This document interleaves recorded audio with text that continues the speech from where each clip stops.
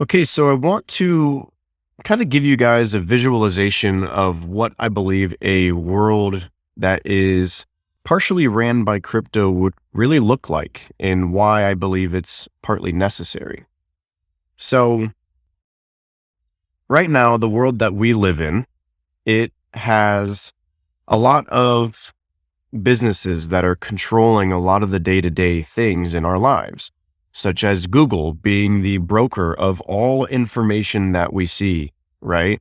If anybody has a question or they want any clarifications on things, the first thing that they do is they go to search the internet. And 99% of people, they go to Google to do that. So that means that Google is responsible for all of the information that we actually get to see. They can filter it, they can control it, all of that. Twitter is, becoming our news source, right? So people go to Twitter to post their news about their company, about whatever. And we've seen individuals start to get banned from Twitter and tweets start to get reported that they probably shouldn't be. And then the same thing's happening with Facebook and Instagram and all that stuff. We're starting to see where the concept of having single entities in control of such vitally important aspects of our lives doesn't really make sense. And these entities are also very much so in control because of the data that they have. They've now acquired so much data on so many people that it's given them a level of power that hasn't really been possible before.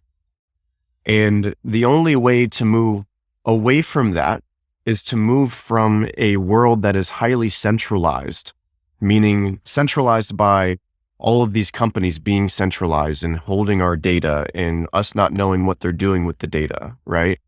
Instead of the whole world being centralized like that and having these central powers that have a lot of control, we move towards decentralized systems to where the power actually goes away from the Googles and the Facebooks and the Twitter and all of that, and it moves towards the people like you and me, right? That's what decentralization is all about.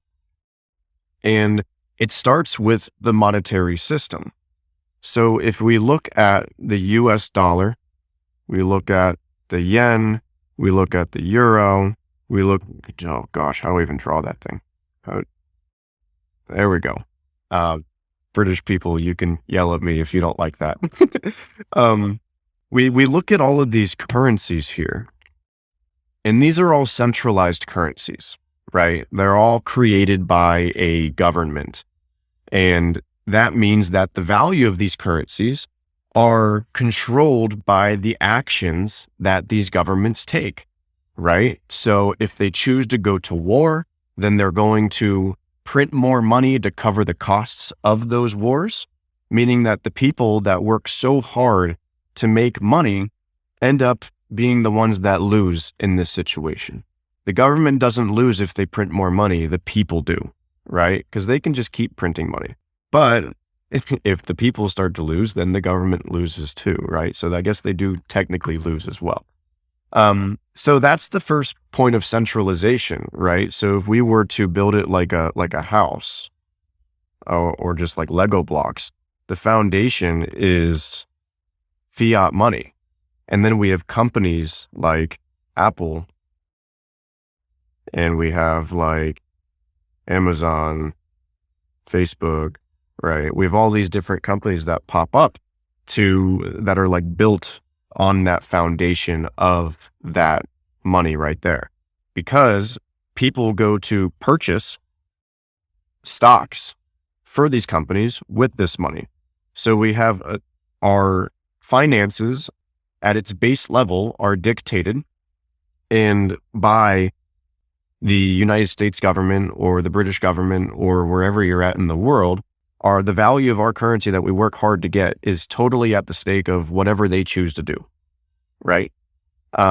Which, if you've noticed with a trend of things, trust in the government is, I venture to say, at an all-time low.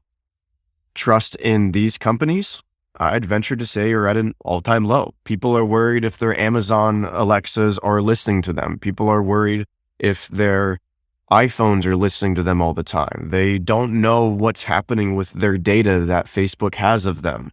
There's all of these points in question, right? They don't know if the information that Google is providing to them is actually filtered or not, so that they're not getting all the information that they want to get, right?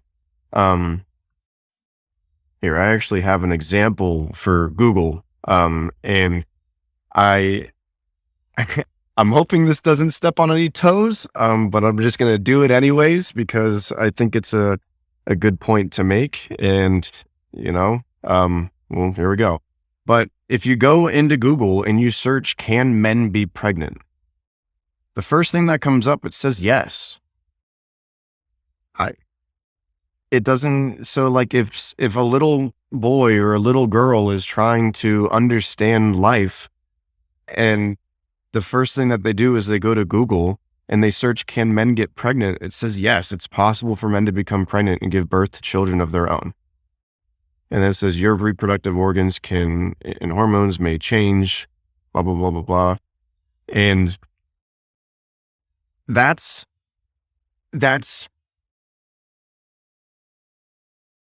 I don't know. Like it's questionable, right? I don't really like that Google is the one teaching that, right? There's certain things like that I believe should be taught by the parents. I don't think that Google should be in control of telling individuals that is fact. Just that's my personal perspective of it. If you don't believe that way, that's totally okay, and I respect your opinion. That's just where I come from. I don't think that that's something that Google should be teaching to people. And with everybody going to Google and learning all of everybody learns from these different sources. So if we all learn from these different sources and they control what's put in front of us, I don't know what a world would look like in 10 to 15 to 20 years of that. Okay. So that's one reason why I think it's so important that we move to a decentralized world, because these centralized entities, when I say entities, I'm meaning these companies, they have so much power to influence the direction of where this world goes to a point that's never been possible before. And I don't think that it's right for us to trust these big companies with really the direction of the planet, because that's what it's become. And that's never been a problem before because we've never had the internet for a lot of our human existence. And now that we do, it's created the potential for this widespread power to really take place. So what is the solution and what does it look like? So the solution is leveraging blockchain, because this gives us, so right now today, if we want to store things online, it has to be stored with companies like this, iCloud, Google Drive, posting and stuff on Facebook. It has to be stored with them, and then they hold the control of it, meaning we have to trust them, right? And then they also have their own data that they store within their own servers or databases, and then we don't know what's going on with that. But if everything was stored in the blockchain or in a blockchain, there can be many blockchains. Ethereum is a blockchain. Bitcoin has its own blockchain. Solana is a blockchain. The Cosmos ecosystem has a bunch of blockchains. We explain a lot more of that inside of our program. Then blockchain makes it so that we can have decentralized businesses, essentially. That's what a DAO is, a DAO. And these decentralized businesses, it stands for Decentralized Autonomous Organization, which have actually been deemed as legal organizations within the United States. They run much more effectively and efficiently than a centralized business can. Coinbase is a centralized exchange. Uniswap is a decentralized exchange, so a place to swap cryptocurrency. There was a point in time where Uniswap actually passed Coinbase for the total amount of transactions in volume per day, so total US dollars transacted on their platform per day, with only 10 employees when Coinbase had over 1,000. So that alone tells you that the efficiency of this is far greater than what we can even reach with centralized companies.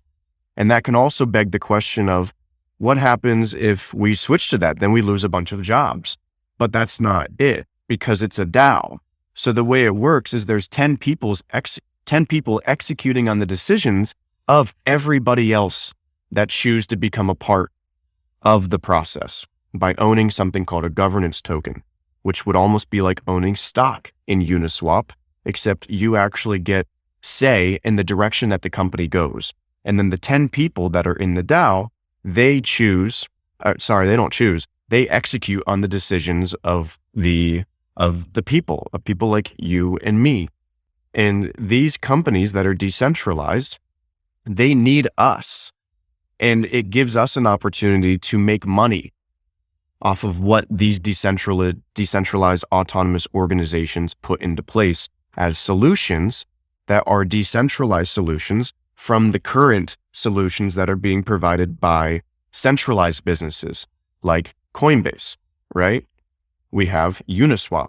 And instead of Coinbase making money every time somebody makes a swap, you and I do if we have helped contribute to the network. So that 0.3% fee or whatever that, I think it's 3% fee that Coinbase takes, that's no longer going to the big guys at Coinbase. That's going to people like you and me that are helping Uniswap actually operate. So by moving away from those centralized entities, we actually regain the power, and then money gets distributed more effectively and evenly by moving over to these decentralized business models, right? It's really, really cool. It's really cool. And let's move over to talk about the monetary system, okay? So today we make US dollars or yen or pound or euros or whatever, and then that fluctuates, right? Now, Bitcoin comes into play. Let's actually do it down here.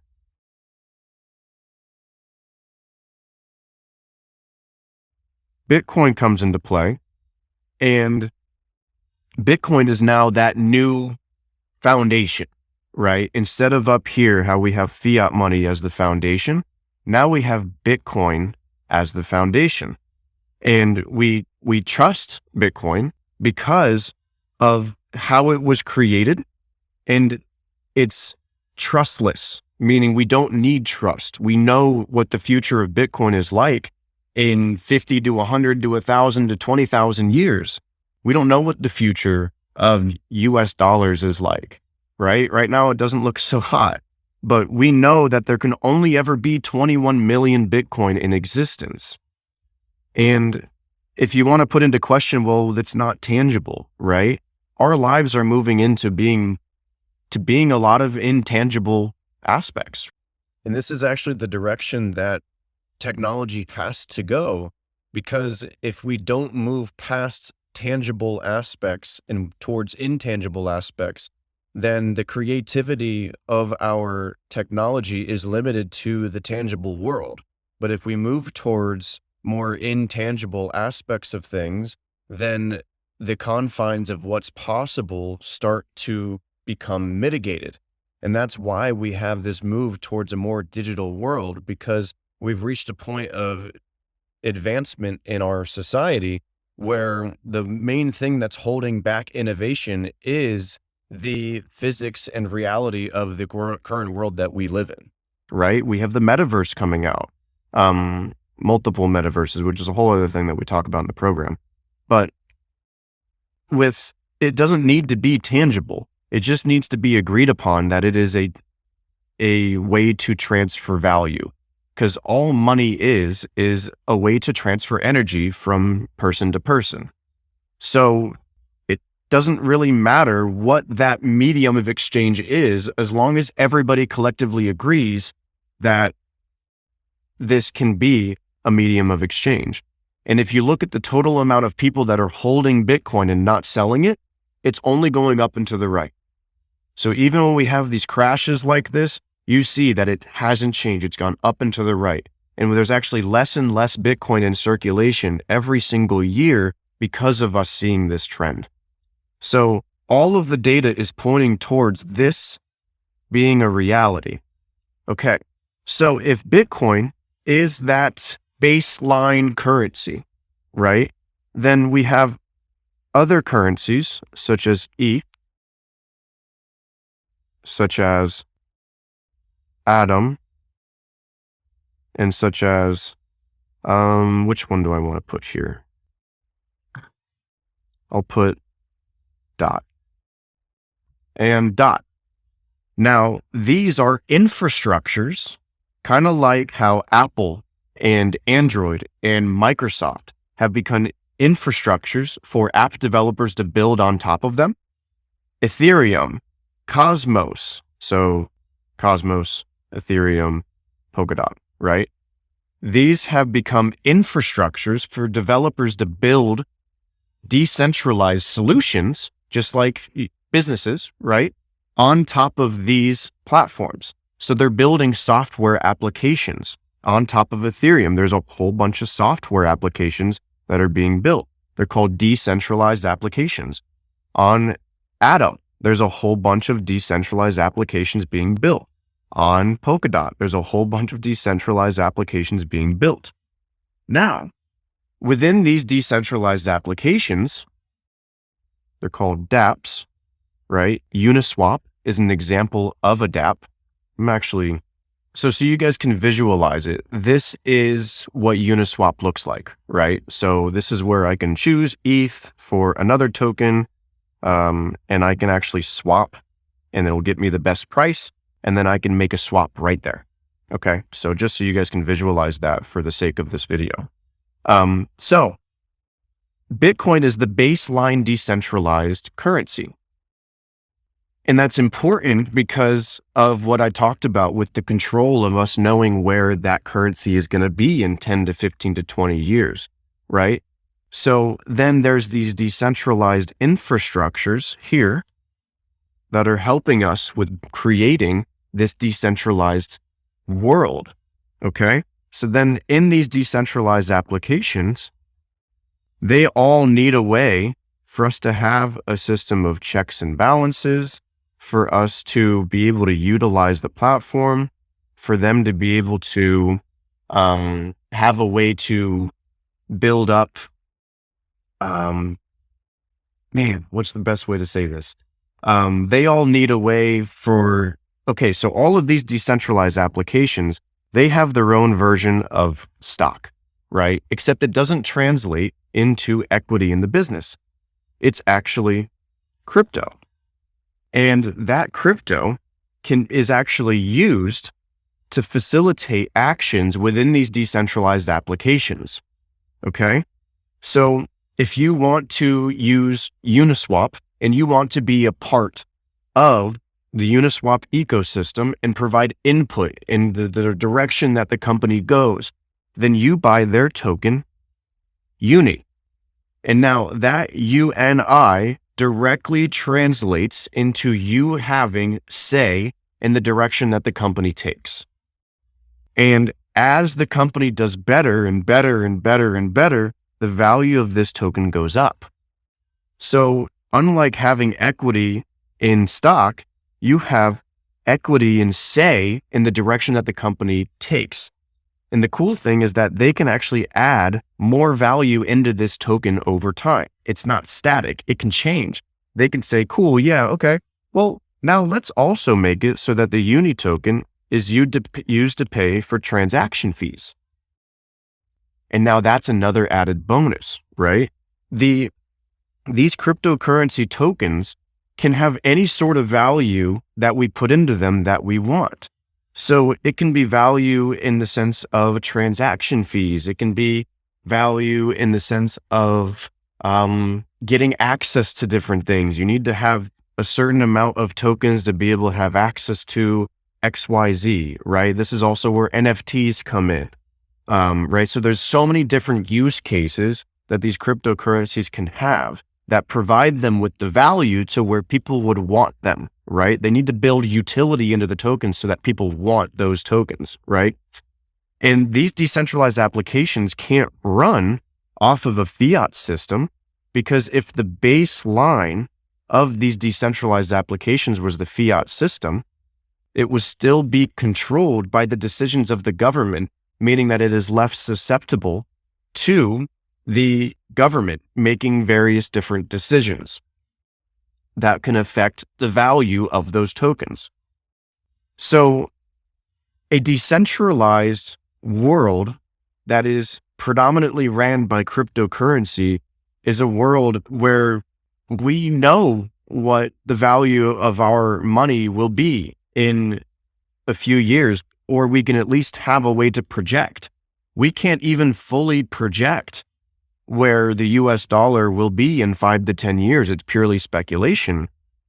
It's going to be speculation with crypto as well, but if you at least know if there's a finite supply, right? So here's what I'm talking about. These cryptocurrencies, you can actually go in and you can look at all of the information about they call it tokenomics, right? So we can look into the economics of each token to see, oh, there can only be 21 million Bitcoin. Well, how many are out there right now? Oh, 19 million. Okay, so we know that there's going to be 21 million of them left. Okay, well, how is that being released? And then we can actually go and we can look at the white paper and we can see the process of how they're releasing more tokens. And then we can also go into the Explorer and we can see what the distribution of those tokens are like. Are a lot of them held by one person, which would make it more volatile if that one person goes to sell, right? We have a way to actually know a lot more about the currency that we're holding, which can make us feel a lot, gotta do that with the iPad, not with my mouse. That would make us know a lot more about the actual currency that we're holding our value inside of. It's also a lot more convenient to hold cryptocurrency than it is US dollars or something like that, right? In the current world, if we want to digitize our US dollars, we have to send them to a bank, meaning we're fully reliant on the bank. And with crypto, it's digital by nature, meaning that we can hold it ourselves in a safe location like this that's fully under our control. And then if other banks want our cryptocurrency so that they can use it to rehypothecate and make more money with it and all of that stuff, which is what banks do, they just don't pay us fairly for it, then they have to give us a fair amount in order to do so. So instead of receiving savings account APYs like 0.01% or, sometimes I've seen like 0.001%, something super low, we can get fair compensation for allowing these different crypto banks or decentralized banks, I guess you can call it, decentralized lending protocols, which a protocol is just like a software, right? That's really all that is. We get a fair compensation for letting them hold our coins. So overall, what happens is if we move towards a crypto and blockchain and NFT based world, we start to fill that gap that the internet created, which is how do we maintain trust? And that's really what it's about. So I hope me trying to get all of this out was helpful, because this is really where I believe the world is going, because the world strives to become more efficient. And any time that we can have a business ran by 10 people that actually is ran by everybody at the same time, it not only solves the problem that every business has with like getting too bulky, right? If you have so many different employees, then you have so much more complications. But it also solves the problem of of taking away jobs, because now these businesses they make everybody money as opposed to just making the people money inside the company. So we're actually reaching a day and age where the internet is not just taking away the ability for the world to make money by taking and automating away jobs. The internet is actually coming in to create more jobs now, which is really cool.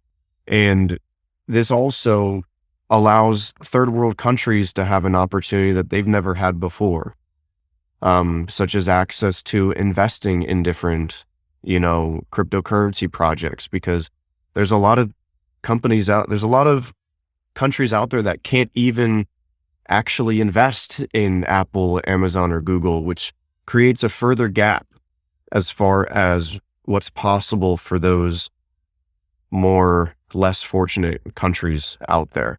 I guess less fortunate is relative, but they could be just as happy as us, right? We don't know. And that is beautiful, that we can create opportunity in areas of the world that's never had opportunity.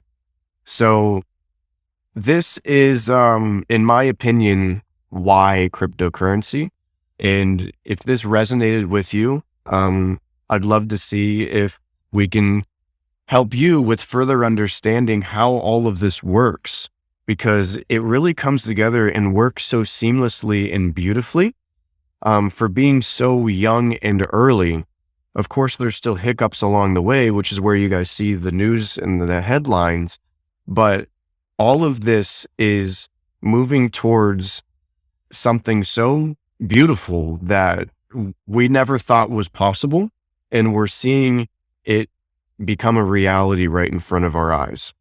So if you would like to learn more about how all of this actually works and how you can actually make passive income from it, how you can quite possibly create life-changing wealth for yourself, then that's what we do, is we teach you guys the fundamentals, how all of this works.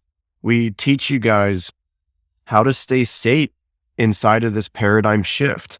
We don't give financial advice. We do give purely educational information, right? This whole video was just educational. There's no financial advice in here. And we give you guys examples of how we're using the information that we're teaching you guys, which you guys can take that and then make your own financial decisions based on. So if this seems like it would be something that interests you and you'd like to be a part of, and exploring more about where the world is potentially going. This isn't a guarantee, right? From everything that I see and just looking at, in my opinion, logic, I believe it's going to go this direction. I don't think that there's any chance that it doesn't. That's just my personal opinion, though, after studying this stuff for 5+ years. And if you'd like to learn more about it, just let us know. Depending on where you're watching this video, maybe there's a link in the description.